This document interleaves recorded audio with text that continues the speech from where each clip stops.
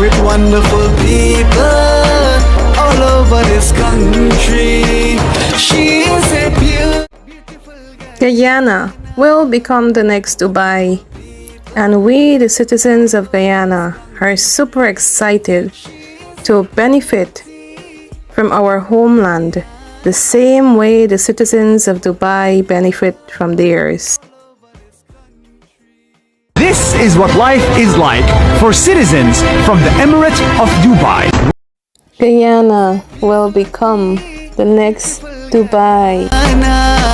with wonderful people all over this country. She is a beautiful Guyana. Greetings to everyone in Guyana, the Caribbean, the diaspora, and around the world. You're listening to Globespan Television, streaming live on YouTube and Facebook. Thanks to Noir Singh for making this program available, and to our technical directors, Ryan Gobin and Dave Bissoon. And tonight we have a guest who has been familiar with us, very familiar face. He's the former president of Guyana, Mr. Donald Ramotar.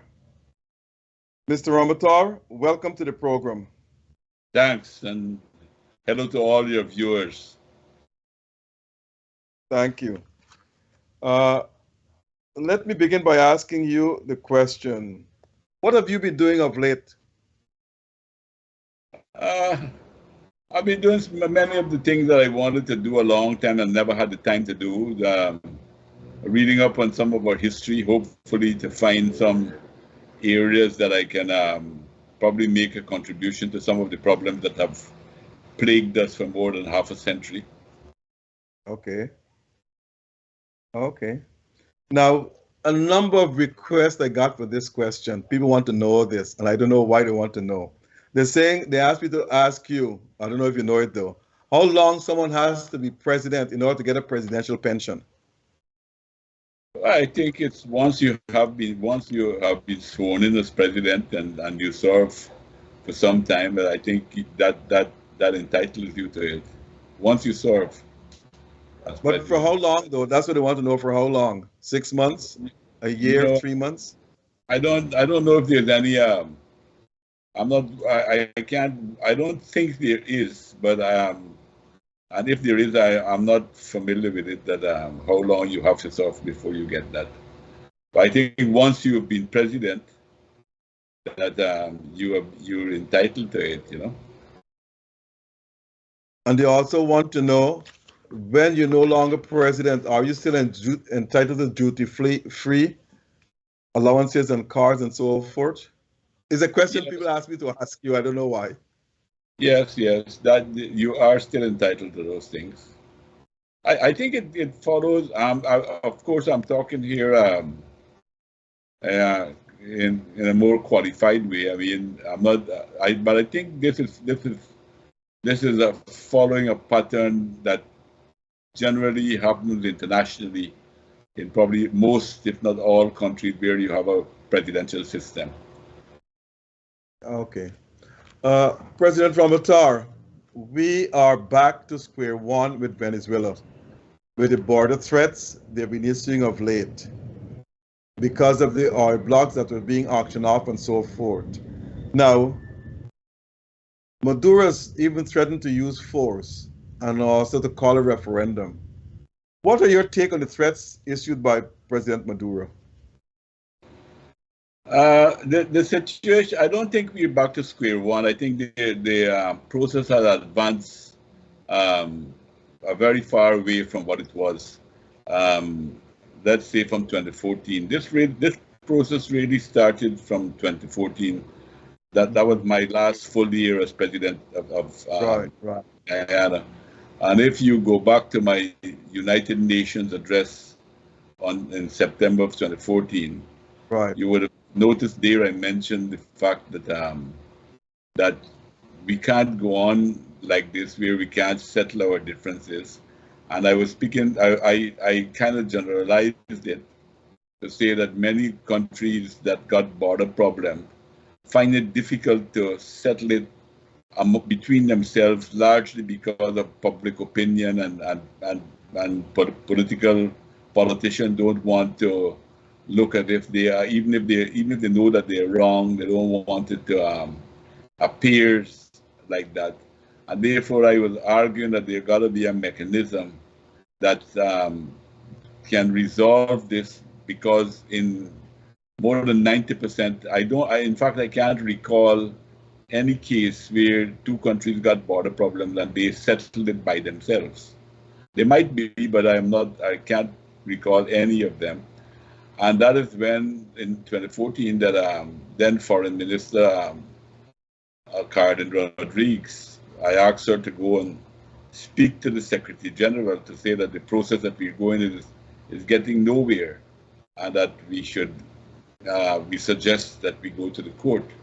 And that is how this started. I think that when the government changed in 2015, the PNC APNU government seems to have agreed with that, and they continued the process to push it along.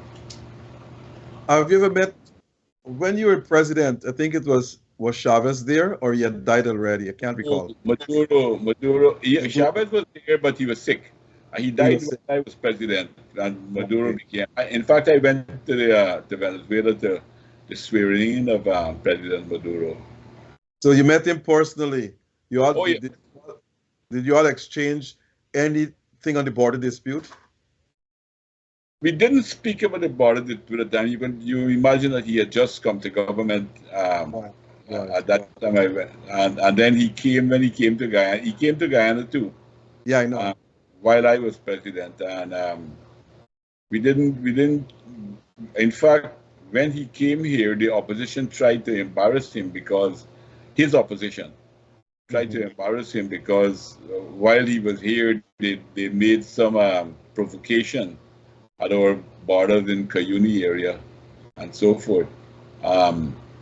So I think, I don't know, I mean, for sure, I think that this issue in Venezuela has been used since the early 1960s by political parties contesting elections, each one of them trying to show that they're stronger than the other.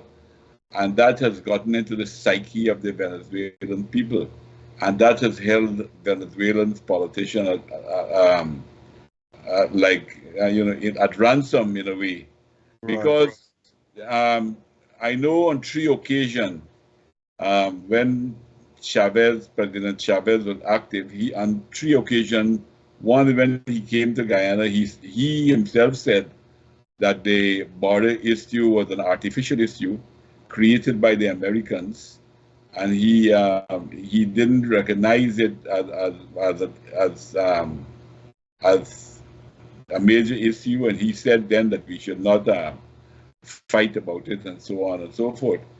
So the party that is in government now in Venezuela, led by Chavez, who articulated that position, I'm sure they're aware, but I believe that the political situation in Venezuela is of such now that that they have become prisoners to also champion that cause.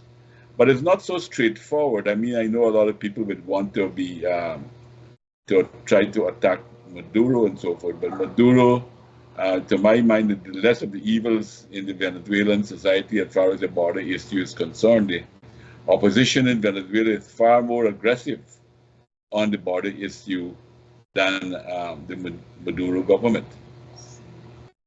Yeah, and because of elections coming up next year, I think Maduro has to put this stake out there that we're going to challenge Guyana and so forth. But that said, most Guyanese believe that President Ali highlighted this at the United Nations and at other international forums when he addressed them. They believe that he had handled the situation extremely well, like other presidents. What are your views on that? Yeah, I think so. I think this is one issue that that there is full support by all sections of the society.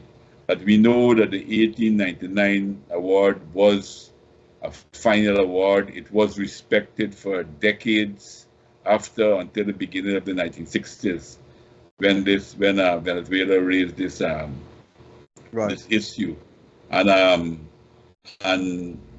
So I think we're all convinced, all Guyana is convinced, and all, I think, reasonable people the world over would be convinced that that Guyana, that there really shouldn't be talking about the border problem, because we, as far as I'm concerned, the border issue has been settled since 1899 when you had the award.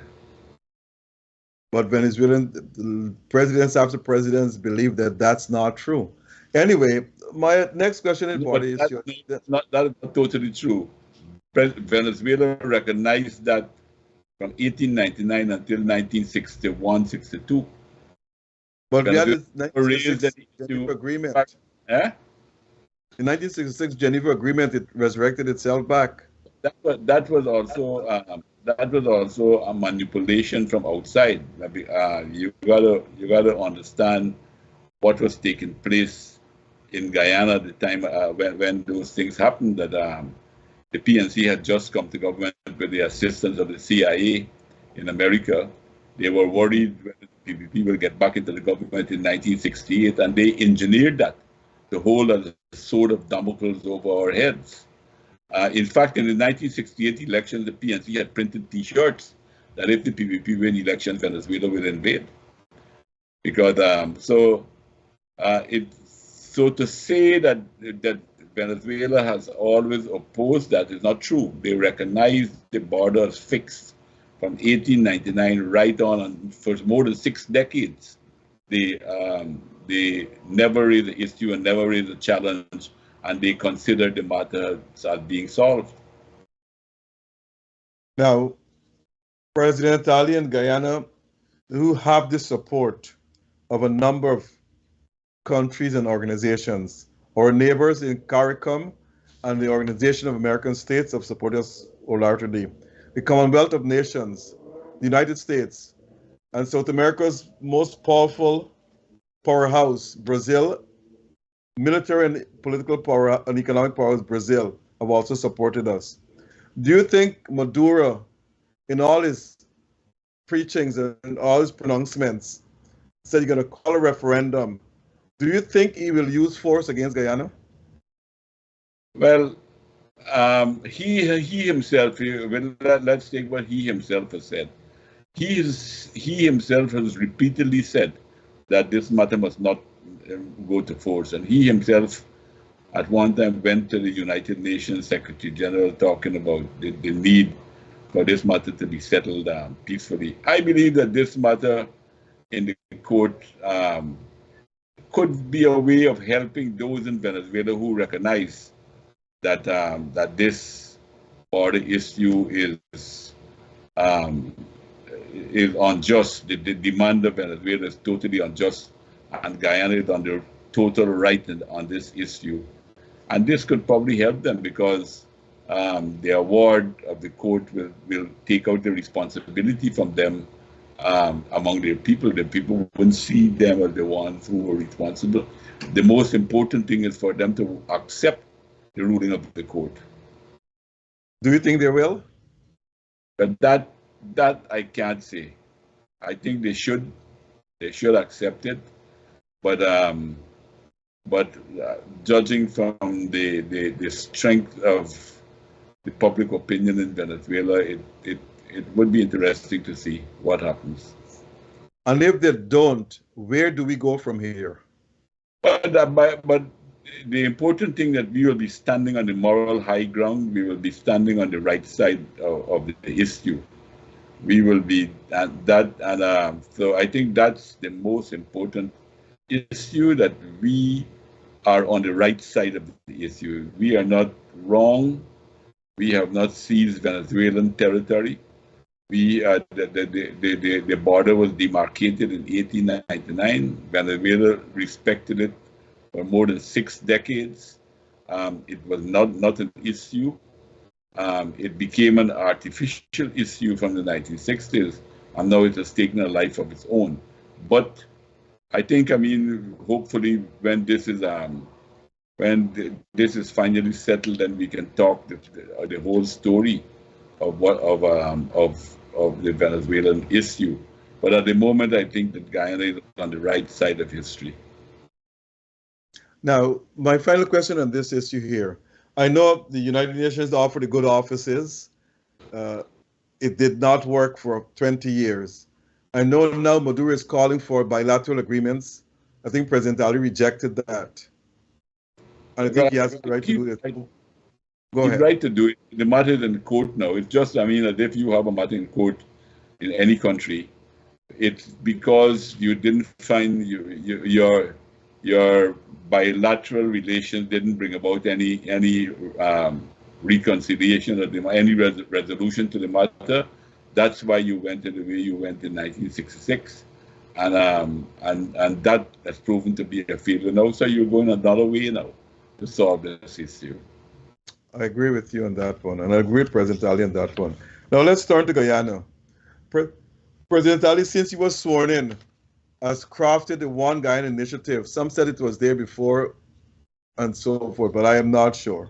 Now, it includes unity, cultural, political, and economic construct, as well as inclusivity. Do you think, or let me ask you a question, why all Guyanese are not fully supporting this here? Because we want unity. We want to heal that racial divide. Do you think that all Guyanese should be behind it? Yes, I mean, in fact, I think our motto is of one people, one nation, one destiny. Implies the one Guyana, and that motto was there not only from the time of independence, but from 1958. That motto was coined by Brindley Ben, who was then the Minister of Education and Community Development. And when he started, because the PPP had just gotten in government in 1957, and we were the party was on the PPP government was on a move to educate people on their own history. It was the first time we were celebrating like the 1763 uprising in Berbice, the Berbice uprising, and men. So they started something called the History and Culture Week in October of every year from 1958. And the first slogan, the first theme of the first History and Culture Week in 1958 was One People, One Nation, One Destiny. And the PNC, I think, recognized that it was a very strong motto that they adopted it at the time of independence for the country. The Parliament of Guyana adopted that. So I think in essence, President Ali seems to be wanting to focus very strongly on unity, and that is why I think he emphasizing this one Guyana. But it's something that we have been plugging a long time, that we are one people. I mean, and I think the whole issue of being one people is unfortunately more seen when we're outside than when we're inside Guyana. When we're outside Guyana, we recognize that we are closer to each other, no matter what our ethnicity might be, that we have more in common with each other. We find ourselves gravitating to each other. But in Guyana, I suppose there are different considerations. That is so true. Now, why you think the race problem still keeps on nagging Guyanese? Because it is being used by the opposition. It is a very easy mobilizing factor for them to try to mobilize. There's a book that is coming out very shortly. It's actually a doctoral thesis by Dr. Jane Sillery, who is a professor in history at Oxford University. And in 1995-96, she wrote her doctoral thesis looking at American foreign policy as it relates to different countries, using Guyana as a case study. And I think it's a very valuable work, and a most important work, because she went to a lot of the history and showed how it was instigated on outside and how it was used. The PNC allied themselves with the colonial masters, with the CIA, the TUC was broken up and then created a new TUC that allied themselves with the CIA and the British intelligence. And one of their main methods was to use race to try to to destabilize the country to prevent independence from coming. Now that situation has remained. I mean,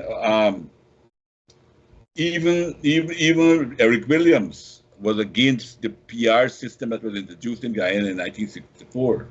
He rejected it for Trinidad, and he was opposed to it for Guyana. And he even went and addressed the United Nations Decolonialization Committee, where he warned that using the PR system is going to perpetuate racism within the country, and also he was opposed then, at that time. You remember that one of the calls from one of the leading PNC people who left the PNC as well, then Sidney King, was calling for even partition of the country. Right. So I believe that because we have an electoral system of the proportional representation, which encourages the proliferation of a lot of political parties and encourages organization, people organizing on the basis of race, religion, and all kind of different separate interests. And they don't necessarily argue for national interests. I think the situation in our country would have been far worse had it not been for the fact that the PPP has always rejected racism as a tool of mobilization and always fought against it. And if you look at 1965, in January of 1965, when the PPP came out of government after all the racial clashes, Dr. Jagan was calling for unity. By then he had lost faith in the PNC and Barnum that they wanted unity, and he charged the PPP to be the party to bring unity in the country because these other forces were working to keep the country divided. So I think if the PPP had done the same thing like the PNC and other political parties, the situation would be far worse. And because they have never done so, it gives us a possibility, still gives us hope that we can overcome this difficult time. But the PNC was there for 28 years, plus Granger administration another 5 years, put it at 33. The PP has been there for 23. How long they'll be there now, I don't know. But both parties do advocate of healing the racial divide, and none have succeeded. You got to look at it. Why I don't think that they're not succeeded completely. But I would concede that we should have gone much further than where we are. But I mean, look at the last local government election. There was some hope in that. I'm not saying that I'm not going to use the term that there was big breakthrough and so forth, but there were enough signs to encourage you that there's a possibility of overcoming some of these differences that exist within the society. The growth of the PPP civic support in the city, percentage-wise in Linden, in almost every Afro community, you see that we have made gains. So I wouldn't say that there was no progress at all. I think that would not be totally true. But we could have had more progress, but largely because, as I mentioned to you just now, there are people who deliberately look at the charges that we look at when the PNC is in government. Every time they're in government, they go on a massive scale of dismissing on a racial basis workers from the public service in particular. And even in the public cooperations, when you had a lot of public cooperations.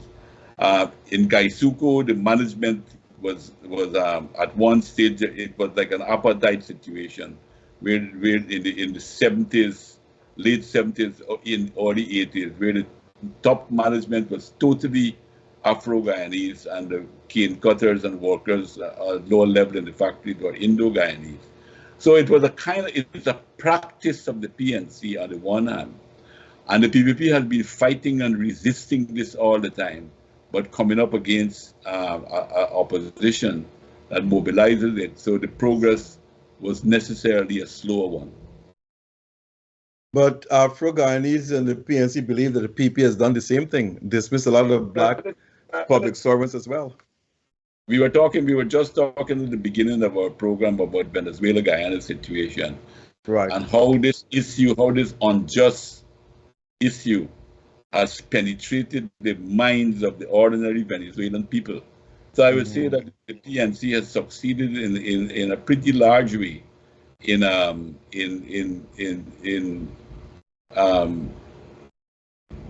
the false consciousness in particularly the Afro-Guyanese masses to promote racism and to talk about racist policies of the PPP when there isn't any. I mean, just recently we have been reading, I haven't had all the details, but I understand a delegation from the PNC went to United States shouting as usual about racism because taking advantage of the situation, the racial situation in America itself, and making these charges about racism in Guyana. And when the people ask them for evidence and figures and facts, they seem not to have had any. Well, that was a conference in Washington, D.C., and they said that that's not true. They present the evidence to the black congressmen. So I don't know which is the truth. They said that PP's carrying out that false narrative that they did not have any data, but they said they presented the data to the black congressmen. They should make their data public because I think they're in a very awkward position. They will be very hard pressed to prove racism in our society. So they have to manufacture, they have to lie outright, and they have to distort a lot to try to make a case, which naturally will put them on the back foot. Now, that leads me to a very important question, and is a critical question. Now, in Guyana, this has been known for years. Many blacks have said that Indians control the economy. They're the wealthy ones in Guyana. Indians, on the other hand, have said that blacks control the police force, the army, the public service, the civil, whatever it is. Now, that seems to be true. So it might seem to be true, but it's really not true. If you look at our history, what's not true? Indians don't control the economy and blacks not in the civil service and the police force majority? There's a bit of a distortion in that. To say that Indians control the economy is false. It is true that Indians got more businesses and some of the big businesses are Indian, but to say that those businesses control the economy is not true. In our whole history, the people who controlled the economy was sugar. Sugar was one time in the hands of bookers, the white people generally, and now it is ExxonMobil. And when sugar was nationalized, it was in the hands of the government, which was when the PNC was in government, it was an Afro-Guyanese, it was predominantly Afro-Guyanese. But Indians have been used conveniently because they are more seen. They run small businesses. If you go to the market, they run the shops in the different places. So those are the ones that are being seen immediately, and they serve as a buffer for the big people who actually really control the economy. To say that Indians control the economy is not totally true. Let me say you're right in that. But Indians control the business sector in the country. And blacks, they say, control the public service and the military and paramilitary forces. Is there any truth about those? I would put it differently. I would say that there are far more Indians who are participating in the business sector. But that doesn't make it any better for the Indian population as a whole, because the vast majority of Indian people are no better off than the vast majority than the Afro-Guyanese people in our society. So you're talking about a handful of people, and then you're trying, and when I'm not saying you, when I say you, is in the course of the conversation, but that is how the narrative has gone historically. So that people take on, they believe that when you talk about Indian, you take every Indian is a rich Indian, and every Afro is a working class, poor person, which is a massive distortion of the reality in our country. But would you say that blacks control the public service, the police and the military forces?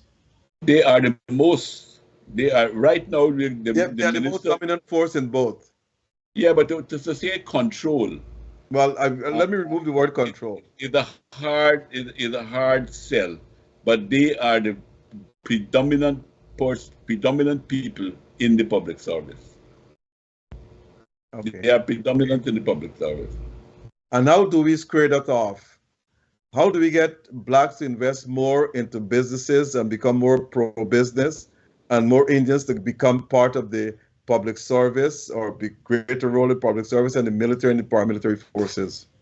Well, I think it will take time.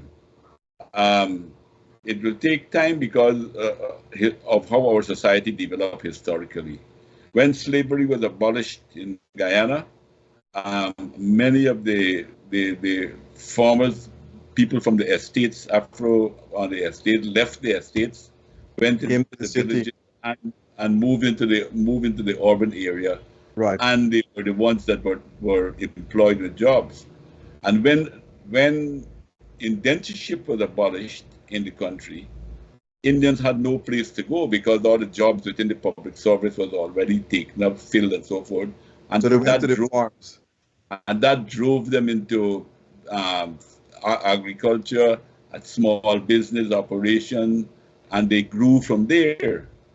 It's unlike there's some of the narratives that the opposition will sometimes try to create. Indians didn't do like what happened in South Africa, where whites went by the barrel of a gun and seized the lands of the native African people. Indians have not taken a single square inch of land from anybody by force in this society. So it's a lot of the things that are spoken about in Guyana in a very loose way, very unscientific, very unhistoric, and that is why we have so much distortion.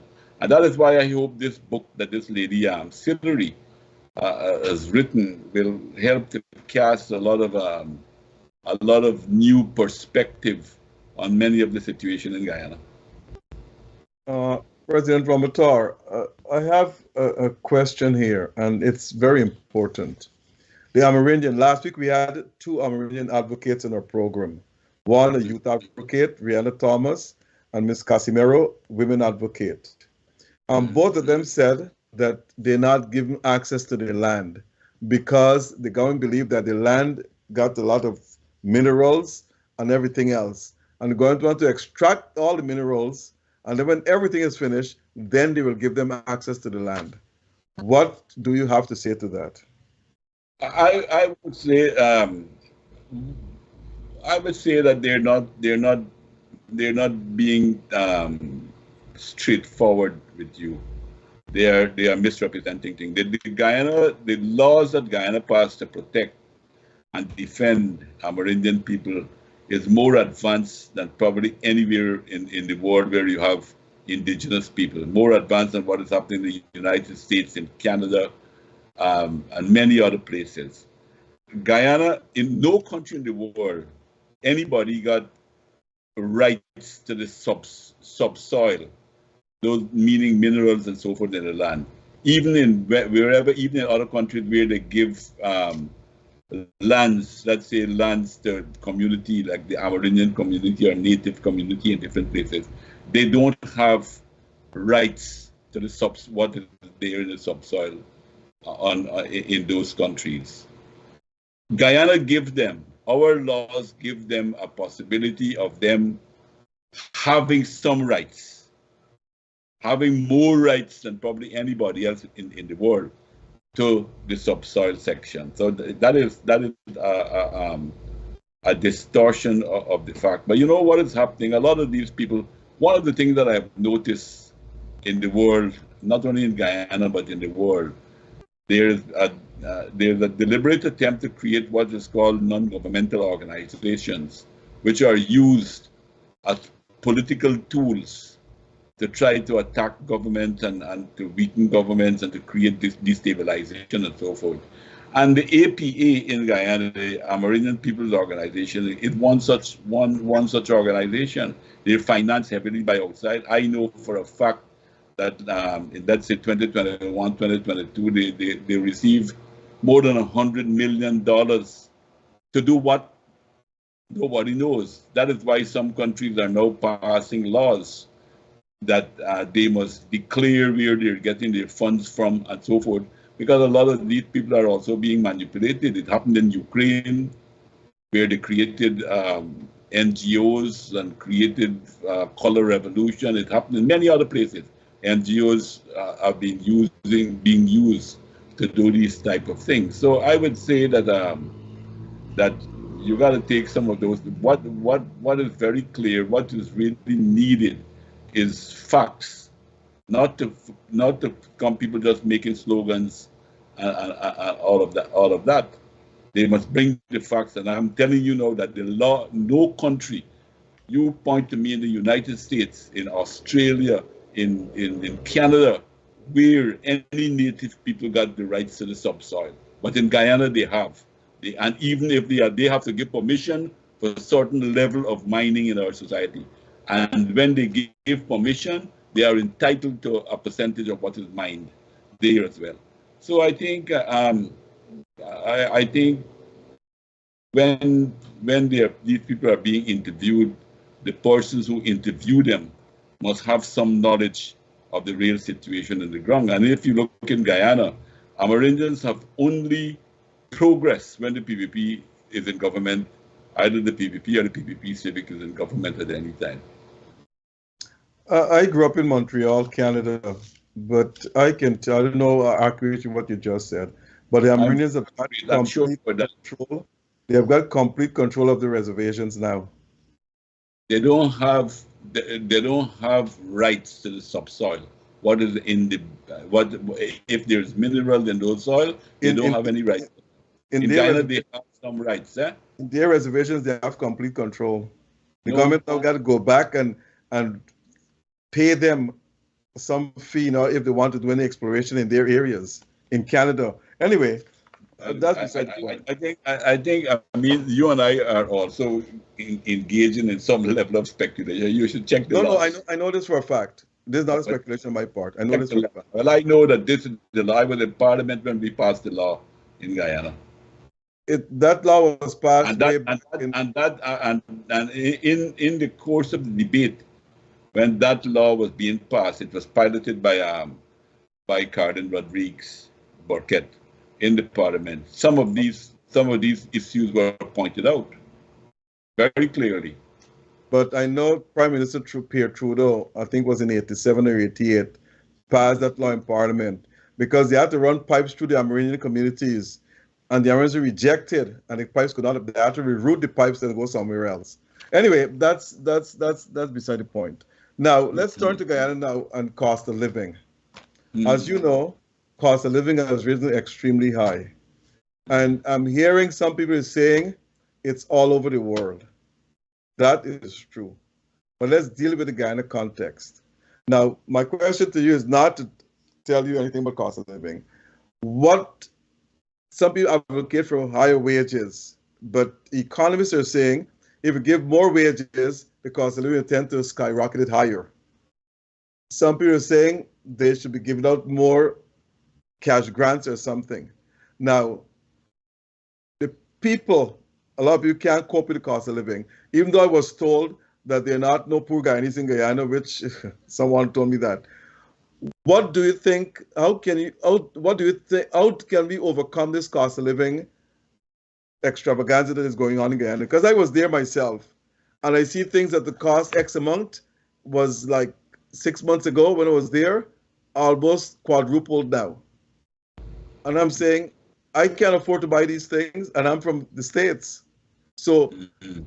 what's happened to Guyanese? Well, How do you think we can make the adjustments suitable to the average person working, or to bring the cost of living down? Is it two part question, or to yeah, reduce cost of living?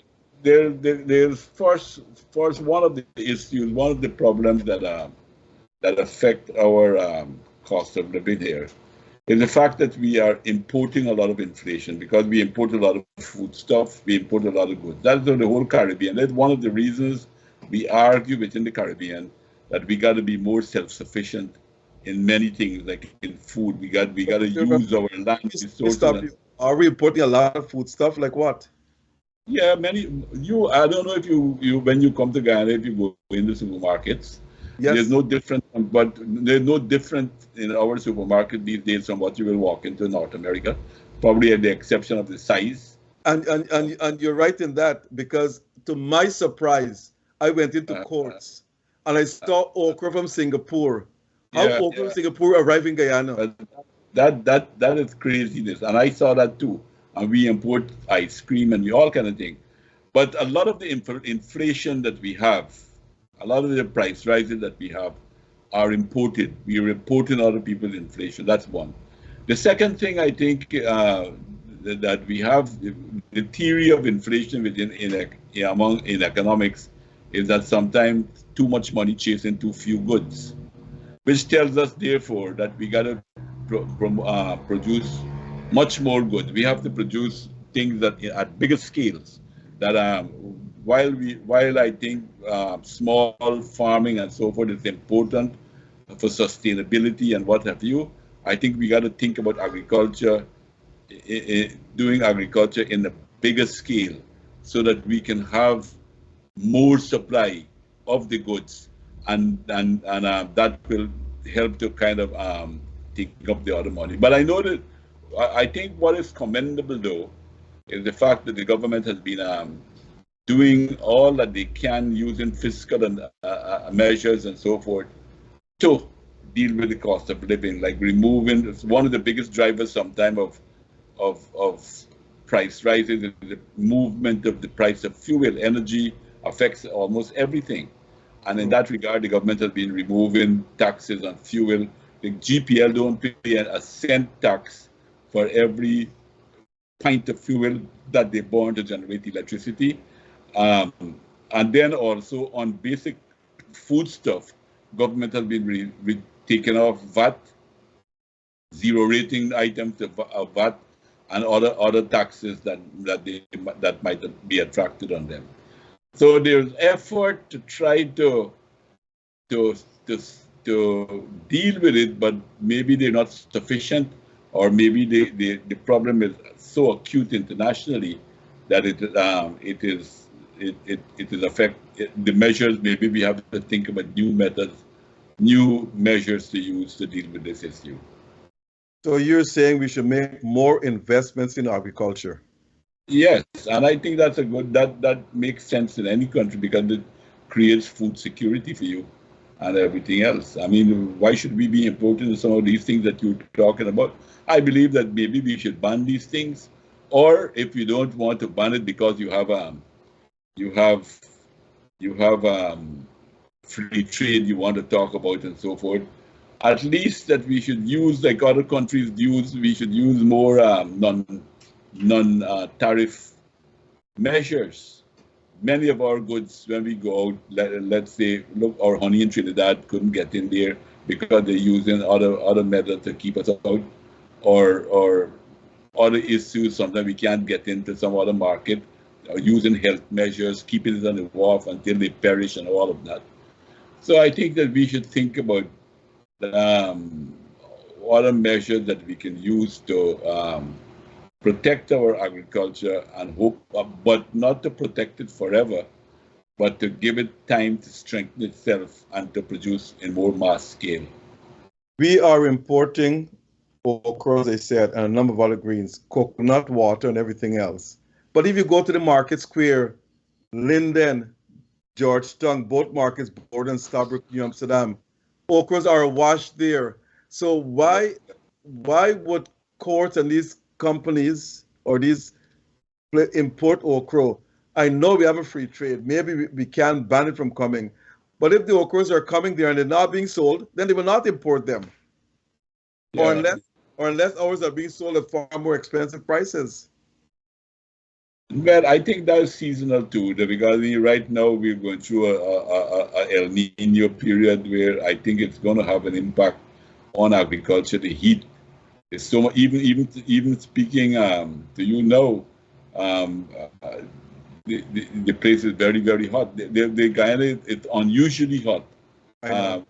at this point in time. So I think the agriculture and food production as a whole has a lot to do with climate, and we're getting a lot of difficulty. We got, but the Ministry of Agriculture is introducing to farmers new methods of shade agriculture, etc., to deal with many of these issues. President Ramotar, there's not a single country in the face of this sort that don't subsidize agriculture. Now, when the Ghana farmers are planting, the floods came, they lose all the crop. They don't get nothing much from the government. If a drought came, they lose their crop. But governments have got to invest more and subsidize farmers. United States is paying $60 billion to farmers not to plant because they say if these farmers plant stuff, it's going to be too cheap on the market. So it will cost more to produce than when it's sold. So because they had paid not to plant, the prices will rise in the States. I don't know if that's a forward trend that is taking place in other countries, but in Guyana, we are not subsidizing farmers enough. Do you think?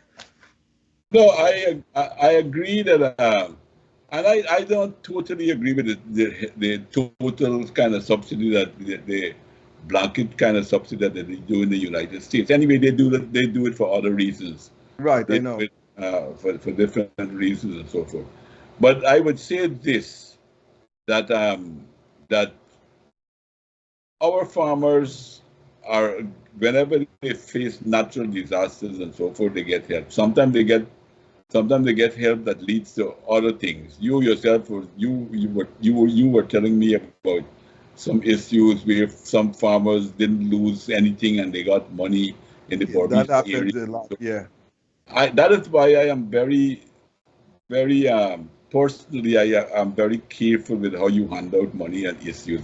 I would prefer, like, I mean, if farmers got problems that, and you know they have problems, you have to help them. But I don't know if money is the only way to help them. Because I think that you probably could help them to get back with inputs, fertilizer, planting material, other things, and so I don't know.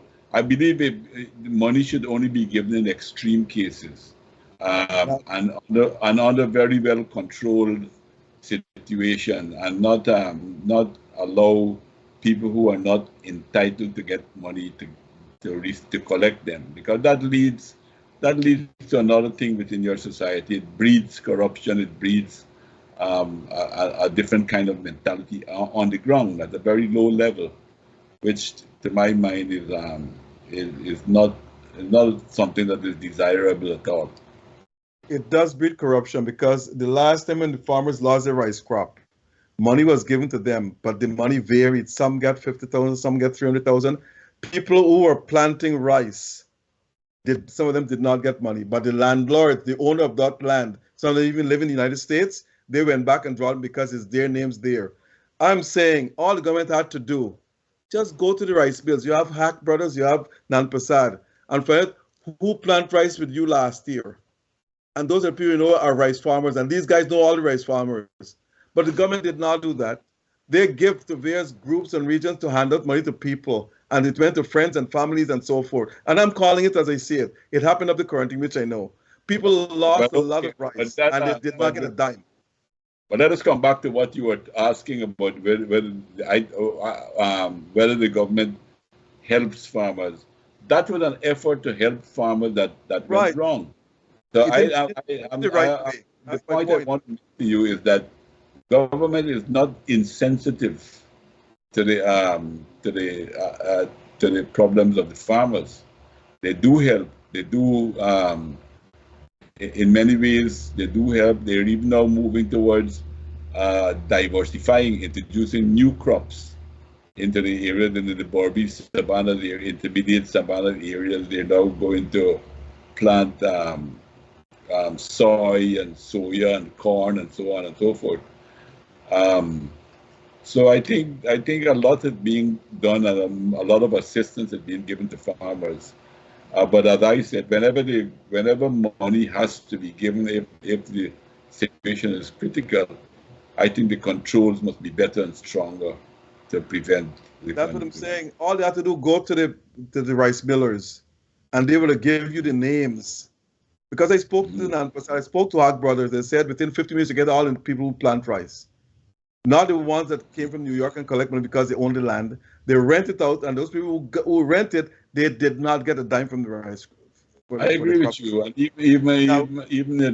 even schemes like MMA, there are many people who own lands and they're still abroad. When I was president, one of the instructions that I had given to the MMA is that when their lease come up, that to give the land to the people who are actually planting the land, and not to give to absentee landlords.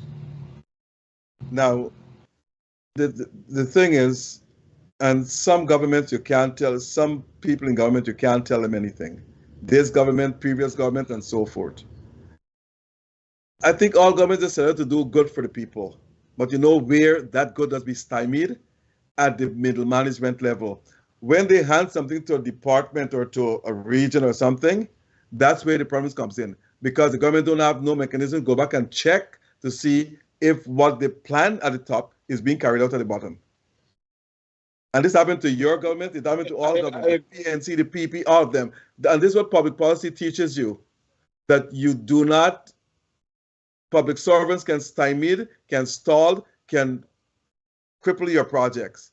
But you have to have somebody to go back and check to make sure that what you said or what the policy you made is being carried out from the top to the bottom. But governments don't do that. Well, I think that a lot of that has to be done in many areas. My own view is that, for instance, in health, there's a lot of private sector moving into the health sector now. And they get a lot of concessions, the duty-free concessions and all of that. And I don't think that I think they're making more of a killing than they're contributing to improving the health situation in the country. And I believe that the government needs to create a very strong inspectorate to really inspect to see that people get exactly. That's what I'm talking about. Quality of things, because you hear. I mean, I hear some things. I also have experience with so many of these things. Doctors working at the public hospital, working at these private hospitals too, and therefore the amount of money and resources that the government puts into the public sector is not always translated into maximizing. No, but those doctors refer their parents to their hospital, to their private practice, rather than treating them at the public hospitals. But nobody's there to check these things. Did you read the report? I wouldn't want to use one brush to dab every one of them, but there's a lot of them that do not give the time in the public hospital that they should give. And then some hospitals, they have some practices, particularly with pregnant women. Very few pregnant women go into some of these hospitals and have a natural birth, because if they do cesarean, they make much more money on these things. Right. I know a case, only about a week or 2 ago, 2 weeks ago, 3 weeks ago, where one person was being sent from a private hospital to another hospital, but because they said he was very serious, they put him in an ambulance, but the ambulance wouldn't move until they get money, so the man's wife had to go home, get a taxi, go home, and bring $50,000 or more dollars, $60,000 to give them for the ambulance to move. So it's not being motivated by a lot of the investment in the private health situation in our country is not being motivated by by trying to improve the health situation. And okay, they get a reasonable compensation for that. Investment is more motivated in maximizing money as much as possible. President Ramotar, I'm from the quarantine. I spent a lot of time up there. And I visit all the hospitals. But I went to Skellen Hospital. And someone wrote about this about 2 weeks ago or a week and a half ago. They had some family member there, the family member died and so forth. At Skellen Hospital, you know, you have these wards where they scream off with shower curtains. They don't have those shower curtains at the hospital. It's open. None of the toilets are working. Not a single one. No running water in the hospital. And it's hot, and there are no fans, there's nothing. And they give the people a container, a plastic container to stool on. So if you go to that hospital, it's open like this. I asked the administrator, how can you? She says, well, I told them, and they're not supplying me the needs. They're nothing to scream off with. People can be private. Nothing. But that is very unfortunate, because if you look at the budget of our country and you see how much money the government pumps into hospitals and making new hospitals and so forth, something seems to be terribly wrong there. That it's middle management, and I'm saying, as you said, the government has nobody. The minister of health is in Georgetown, and when you tell him these things, he said, no, you got a report from the administrator of the hospital. Well, go to the hospital yourself unannounced, and you will see it. Now, at Skellen Hospital, as we speak, they have one cook there. The other cook quit. And they're putting a person working in 10 days to cook. Well, after the 10 days finish, the person gone. The one cook cannot cook to supply the entire hospital. And they have not employed a full-time cook because they have to replace that one cook. Well, okay. These are things that I think should not be there. Obviously, something is going wrong. It is the middle management. We have a regional health officer in Borbies, and I don't know if she knows how to administer. When you look at the resources that goes into these areas, there's absolutely no reason. That's why I'm saying that you need a very strong inspectorate to go down there and see what is really taking place and correct those things. But when you speak about these things, they're saying you're anti-government. But I went to other hospitals. I don't even want to tell. Why is it you have an hospital and the toilet's not working? You can't employ someone to clean the toilets, and if something is wrong, the person calls a plumber to fix them. Why toilets not working for weeks? I just don't understand where we're going with this type of thing. And when you make this, Dr. Mario always talk about these things as well. You become anti-government. But go to the hospitals yourself. I am telling you, I will love the Minister of Health to visit those hospitals unannounced. Don't tell them you're coming, and you'll see what is happening there. There's nobody to double check on these things. The money is going to these places. Where it dissipates, I don't know. But that's something else. That's something else. I want to go to another question here, President Ramotar. Since 1966 independence, all governments have campaigned, and I'm saying all, on ending or reducing the blackouts in Guyana. I know Guyana's expanded. The power system we had, they couldn't cater for all these, but there should have been engineers looking into the future to get things on board to expand these different areas. That has not happened. Today, we have, and this was sent to me by a number of people, we're having more blackouts than before. In Apnu time was the same thing. So I'm not saying this government alone. Why are you still having all these blackouts today after 57 years of independence? You gotta qualify some of these things when you're talking about them, because, for instance, in the 1960s, late 1950s, 1960s, I remember that's the period of time I came to Georgetown to live. Okay. The electricity company was owned by a Canadian company, the CDC. Right. And Georgetown had electricity. You don't even talk about blackout because beyond Kitty Campbellville side, nobody had electricity. Right. So the PPP government took over that thing, bought it out from the Canadian company, bought new generating equipment and they ended blackout for a while and started rural electrification. Right. The PNC came to government in 1964. And from 1964 to 1992, they did not add a single kilowatt of electricity to the grid. So that was what the PPP inherited back in 1992 again, and started to battle with it. Then one of the solutions that was put forward to this issue was like the Amila Falls. Every way those things are being opposed, stopped, blocked. And now the problems have accumulated. These problems have not happened overnight. It didn't happen since 2020 when the PPP No, I'm not blaming the PPP government. I'm saying it's been there since '66. I'm not saying that you're saying that. I am just mentioning that Right. these things have been an accumulation.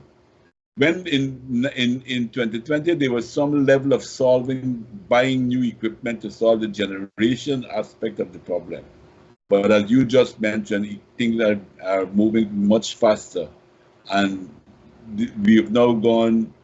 The demand for electricity at peak rates have gone beyond the generating capacity of the electricity corporation. So they have to also.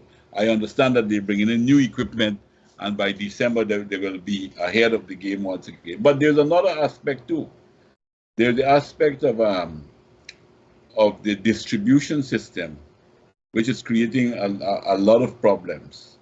Let's say about 3 months ago in Guyana, whatever blackout you had did not had to do anything with generating capacity because we had the generating capacity.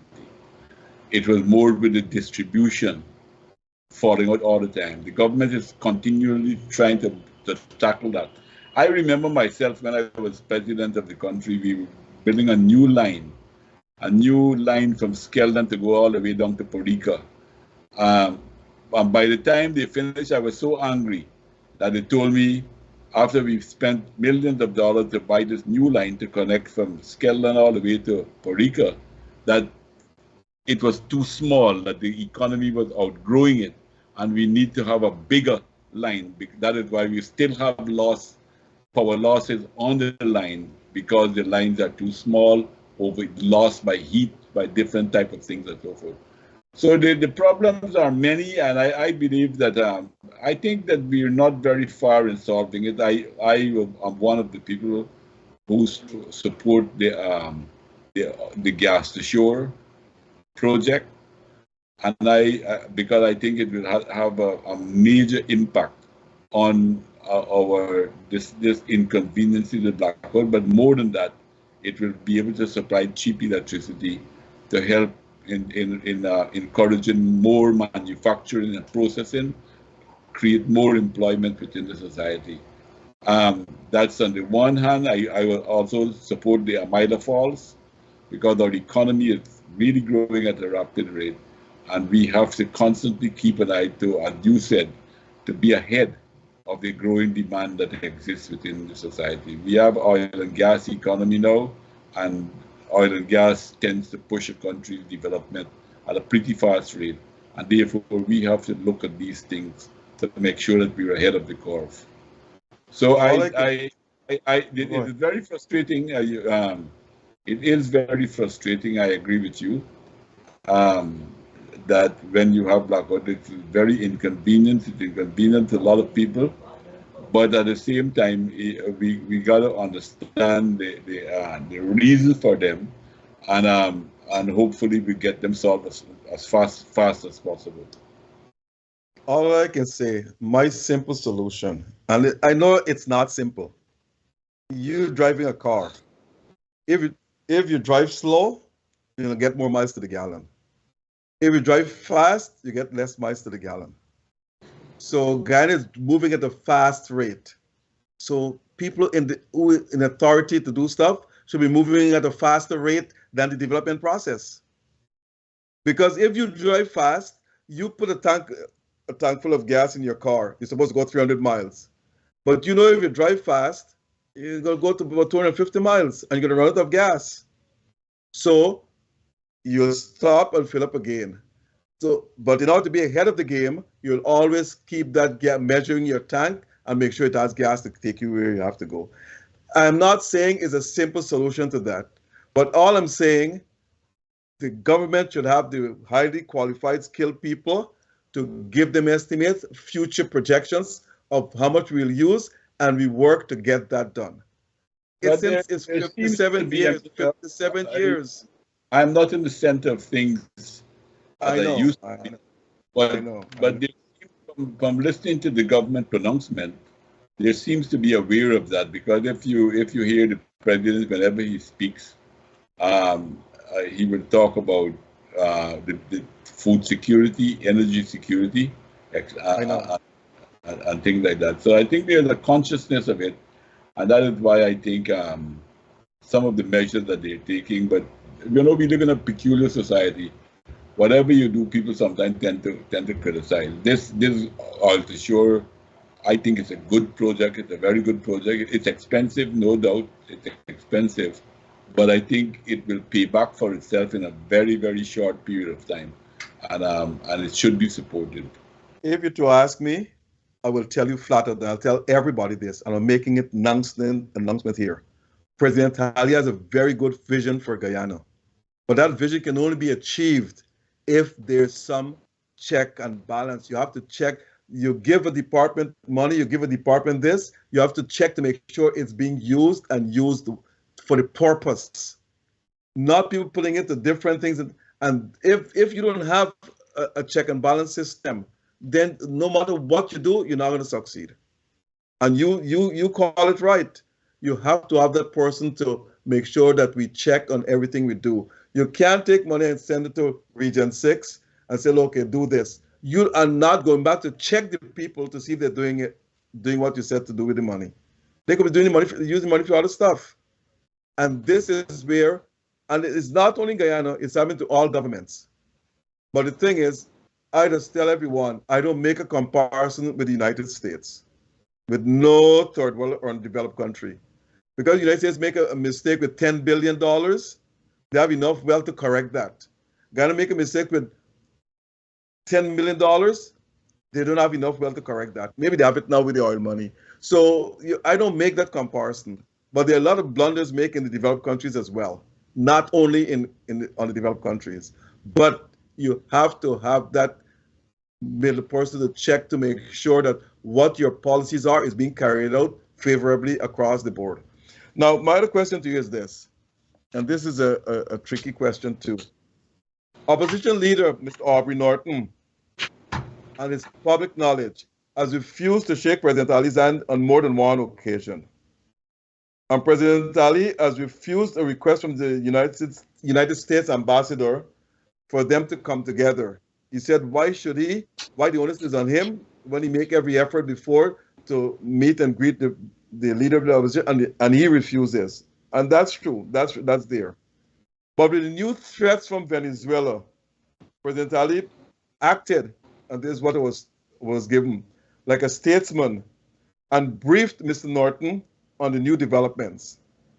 Mr. Norton, on the other hand, has affirmed his support to the government, that he will support the government fully, and Guyana land belongs to all Guyanese and not the Venezuelans. He mentioned that clearly. My question to you is this: are you optimistic that they will get along from now on? I hope so. I hope so. I mean, I probably think that they have passed that initial period. You got to realize both of them were pretty new at the in 2020. President Ali became president in 2020. Aubrey Norton became leader of the opposition a little bit after that. 22. Yeah, 22. So I think both of them were probably attempting to assort themselves and to show, what was going on, and that went in a wrong way. That went, unfortunately, in not in the best way. But now that we have overcome that period, now that both of them, you can't say that they are not there. They are there for enough time to get a good grasp of the job that they're doing and what is expected of them. So I am optimistic that the relationship will change for the better. The personal relationship will change for the better. Okay. I'm optimistic too. Now, I'm turning to a question here that the last time you told us you don't want to discuss because you have little knowledge of it, but this is not something that you know about this one. Culture News publisher Glenn Lal and the New York, Toronto-based OGGN, that's Oil and Gas Governance Network, have been calling for the contract to be renegotiated, the oil contract to be renegotiated, which was promised by the PEP during the last election because they saw the tape. They said they're going to renegotiate the contract. Now, things can change after you get into office and so forth, because still in the contract, it takes both parties to come together to renegotiate the contract. But do you think, in your opinion, that the contract should be renegotiated? Well, I'm speaking without all the facts. Right. But I think I am one of the people who I am one of the persons who believe that the contract is a very bad contract. Right. That it has and signed by the Granger administration. Yeah, deprived us of a lot of resources. Right. And I would have been in agreement to renegotiate the contract. However, the government has taken a different direction. They have and it doesn't appear that they will change their position on it. But some of the measures that they're taking, I think it's bringing some dividends to the country there. The new local content laws that they have passed within the society, and the new regime that they have put on new findings by other companies. I am disappointed that they're not going to issue some of those. I mean, and again, I'm speaking here without full knowledge. Right. But just looking at the thing here more as appears in the media, in the press, and so forth. I think it should have been applied on many of the new discoveries of ExxonMobil within the area, the new regime that the government has had put forward. Sometimes it's better to fight and lose than not to fight at all. And we should try to see if because everybody knows that I think it's universally accepted that the agreement is extremely lopsided. And what the government is trying to do now is to minimize that some of the things that, I mean, as I said, I'm speaking about just what it appears in the media. Sometimes some of these things are refuted by the government, sometimes not exactly totally and so forth. But like, for instance, the expenses, the debate with the expenses that about ExxonMobil. We must be very, very conscious that ExxonMobil is not, is there to maximize their profit, and if they get an opportunity to do it, they do it. Now, if what I'm hearing is true, it doesn't speak well for what can happen in the future, and strong measures need to be taken.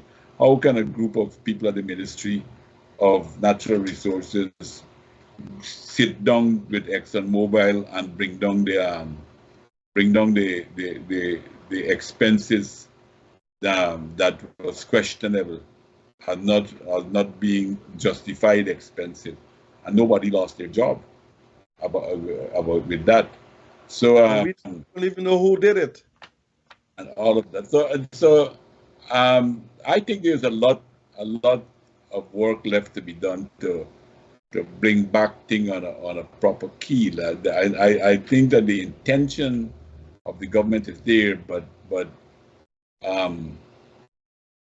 I believe that there should be more efforts to maximize what we get from them. Would you buy into what the former United States Ambassador Sarandon said, that if this government should renegotiate the contract. It means that every time a contract is signed by one government and the government changes, it will be changed, and that's no good for business. Do you buy into that concept? I mean, here again is speculation, but it's not necessarily far-fetched. But it would have been very interesting to see what would have been the position of the ambassador had that agreement that was signed with ExxonMobil, if it was signed with a Chinese company. Very good answer. Very good answer. And what you said, that is better to fight not to fight at all. I want to remind the audience, Nelson Mandela said in 1967, when he was about to be sentenced to maximum prison because of the uprising and the slavery cost in South Africa, when the judge asked him, "What have you to say?" he said, "Your Honor, just one statement. I prefer to die on my feet than to live on my knees." And that was all he said. But that came from an old French philosopher, I forgot his name now. He said he preferred to die on his feet than to live on his knees. So he preferred to fight or not to fight at all. And that's true. Now, you know, the government has been getting a lot of benefits or reaping a lot of revenues from the oil. I know they've been investing in a lot of infrastructure.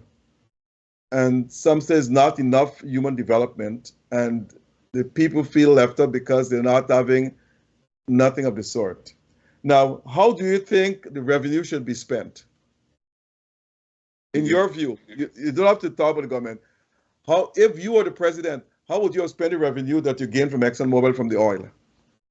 No, I generally agree with what is happening. We have a big deficit in infrastructure, and that is what the government is trying to fix at this point in time. And so I don't see that I would have done anything differently in that regard. That we are definitely in need of more infrastructure, and that will help to sustain development in our country long after oil has been finished. So I think where the expense is going, where the expenditure is going, it's correct. It's the right decision. I mean, looking at it, I myself would have done that. I don't know if I would have encouraged the massive extent in certain type of privatization, like in health. I have a lot of reservation with that, and a lot of reservation with how much of the education is in private hands as well. I don't know if I would have gone in that direction. When I was president, in a way, it helped because it took some pressure off the state itself. But now I think that with the possibility of being able to afford it, I don't think that it should be encouraged to the extent that it is at this point in time. President Ramotar, the GDP right now is humming between 38 and 43%, somewhere there. Some people say 50, but no, it's between that range. But if you remove the oil from the GDP, it's between 5 and 7%. Gold exploration has dropped. Timber exploration has dropped. Do you think that the rest of the economy is being neglected and all emphasis is on oil only? I won't say so, because I mean, when I look at the emphasis on agriculture, I think there's a big emphasis on agriculture. We just spoke about that, right, about diversification and so forth. We still do not have the requisite power, and that is being put in now. That is part of the infrastructural development that can help us with manufacturing and with processing. So I wouldn't go so far to make those generalizations. I think it's a process. We have been, when we started to produce oil in 2020, 2021. Right. And so we are pretty new in this regard, but there's, people everywhere, they want their problems to be solved yesterday. So it will take some time to sort out all of these things. I think the money is being well spent, and at the same time, the investment is being with an eye, in my view, and which I agree with. The investment that is being put in is being put in with an eye to the future, that it will help the country to keep developing. Now you talk about the other sector of the economy. As far as I see it and again I'm speaking of only what's in the newspapers, what's in the news. As far as I see, they said that the non-oil economy grew by 12%. I don't know where you got your figure about 5% and so forth. This But figure according to this figure came out news, in August 2023. no, but even much later than that, in September, I've seen. Well, okay, maybe it increased then. Maybe. And I think they talked. I haven't read the report myself, but there was some report in the paper about the IMF came and looked at the economy and so forth, and the conclusion seems to be that the non-oil economy grew by 12%, which is very, very good. And even the 5% that you're talking about, even if it's that, is not insignificant.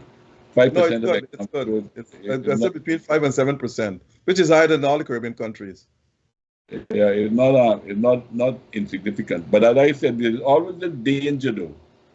Always the danger. For instance, I believe that some of the problems in Gaisuko has to do with the oil, as you mentioned just now, because I still think that Gaisuko has a contribution to make. That Gaisuko is not. Okay, hold back that. I'm coming to Gaisuko just now. Hold back Gaisuko. I'm coming to that. Because, as I said, I think some of the neglect or the maintaining of some of the systems that they have there is probably as a result of the fact that it is being compensated by the revenue coming from oil. Now, you were a board member of Gaisuko for X amount of years. Somebody told me it's more than a dozen years or so. I don't know long. Mm-hmm. Now, Gaisuko, since in the 90s, was not making a profit. Now, because the production of sugar was exceed the price of sugar in the world market, and we lost that subsidy from the European Union and so forth. Now, what advice were you giving the chairpersons or the CEO for Gaisuko during that time? How to increase production and lower the cost? Look, there was a lot of things that were being done at Gaisuko to deal with a lot of these issues. Some of them didn't give us the immediate benefits, but the decisions, the reasoning was correct. For instance, I see a lot of criticism about building the factory at Skeldon. I still support that was a good decision to take, but the fact that they didn't function as well as it should did not mean that the policy and the thinking behind it was wrong. What I had opposed, and I will tell you this now, the first time I'm going to make this public, that on the board of directors, when we were discussing the whole question of the Skeldon estate, to build the Skeldon estate, I was the only director on the board who opposed the building of a diffuser factory and not a mill factory. But I was I was a lone voice. I was overturned, and maybe the government was convinced too by the presentation I made to them that the diffuser factory would extract more sugar from the sugarcane than a mill factory. And my opposition was based on one, that mill technology has also advanced over the period of time since we built the factory, and therefore the difference with extraction is not as great as people might think it was. Secondly, we were being told by the management of Gaisuko that we were losing skills. People were going away. And my argument was, why do you want to introduce a new technology if you're losing skills when you have people who are very, very good at the other technology of the mills? That was my logic in arguing for not going ahead with the diffuser factory. But you got to take into consideration the advice that the board was getting, which I think carried the government and the rest of the board members. The management were fundamentally, by that time, Booker Tate was sold to a South African company, and they were probably the leading edge on the diffuser technology in a place they call Komati, which I visited. They had a very big factory there with diffuser technology and doing very, very well. But the conditions in South Africa is far different from here. The amount of time that they have dry weather is probably more than double the amount of time that we have dry weather, and so on and so forth. So that was one. Secondly, we were looking at coming to the end of the time even when I was president, because of my knowledge of Gaisuko. I think I had a very good CEO, but I believe one of the mistakes I brought him in too late was Dr. Raj Singh, who I think was a very good manager, a CEO. And we were looking at many, many things. Like, for instance, you have in India, where they have liquid fertilizer. We were going to introduce that, which would have cut expenses of fertilizer, which is a very, very big expense of Gaisuko, by about 2/3. We were going to remove using wood to start up the factory, because we were buying an equipment, which is a very simple equipment, to compress the bagasse, to make them be kind like wood, to burn, which would have burned more efficiently than wood and would have caused less damage to the tubes when you put them in, and save a lot of money in that regard. There were many other things that we were doing, and it was beginning to pay off. If you look at 2014, Skeldon factory, that is being criticized so much now, had the biggest production in 2014 and in 2015. They led Gaisuko Estates as far as production was concerned. So even though at the beginning we had issues with it, we had solved those problems. Why the Apnu close it down is still a mystery to me, because I thought it could have helped with generation of electricity. The when Skeldon was operating with the cogeneration factory at Skeldon, it was generating electricity from Skeldon all the way to Maikoni, to giving electricity to people. So I think that the idea was to diversify within Gaisuko, make specialized sugar, refined sugar, value-added stuff. We did the packaging of sugar was very well taken in the market, very good. We had started to bottle molasses, which was doing very well. We were moving towards having another distillery. We were trying to get an agreement with Banks DIH and DDL to make a joint venture with new distillery, because they also depended on that, and so there was a lot of stuff that didn't go. One of the mistakes I believe that was made, and that was made not by Gaisuko, that was made by the policymakers, is to allow Booker Tate to have been the manager of Gaisuko, and at the same time being the engineer overlooking the Skeldon project. I thought that was a conflict of interest. Okay. We're running out of time. One last question. Nurses and teachers are leaving the country, and the main reason they're saying wages, salaries. How do we keep them here? Well, if the main reason is wages and salaries, we got to try to improve that. Apart from that, I don't know if we will ever be able to pay them comparative salary. That many of them are leaving for the UK, many of them are leaving for the US, and where they get higher salaries and so No, forth. but they're leaving for the Caribbean. They're leaving for the Caribbean. But if they're leaving for the Caribbean, well, okay. But I think what we have to do is to look at if we can't afford to compete with, because you see, it's very easy when you're only employing a few people in some areas. But look at the extent of the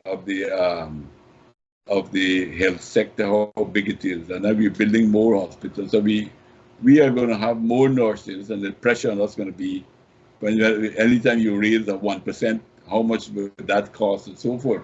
So I think we have to look at it both from the point of view of the immediate wages and what else you can give to them. For instance, I know that when we were in government, it was started before I was in government, but about giving a fund to the union to help with housing, and the union itself they didn't pick it up and run with it.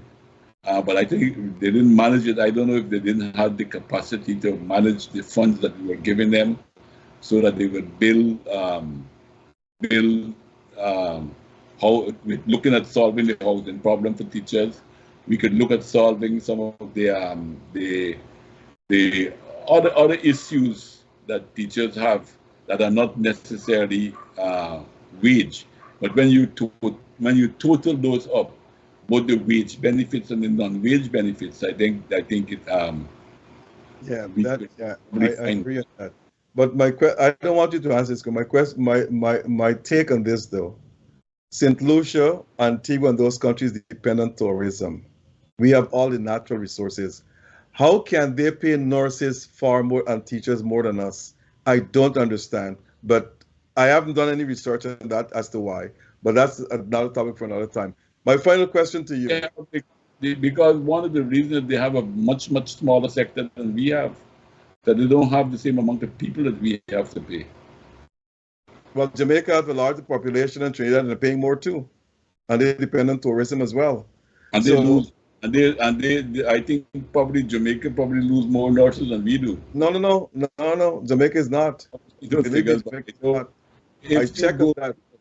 If you go to the United States to any of the hospitals, you find a lot of Jamaican nurses there. Because they go there and study, but when they train in Jamaica, they're not leaving for the States.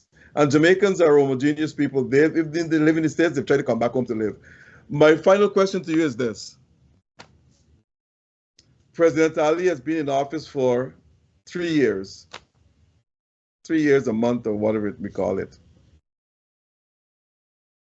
On a scale of 1 to 10, how would you rate him, his performance?